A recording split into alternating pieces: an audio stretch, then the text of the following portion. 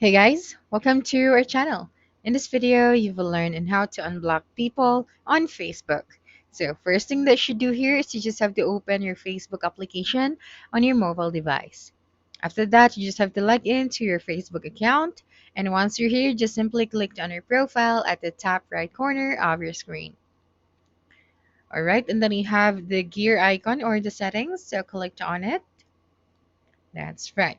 Now right here, just have to scroll down all the way to the bottom. And here you'd be able to see the blocking. It's under the audience and visibility. So click on the blocking.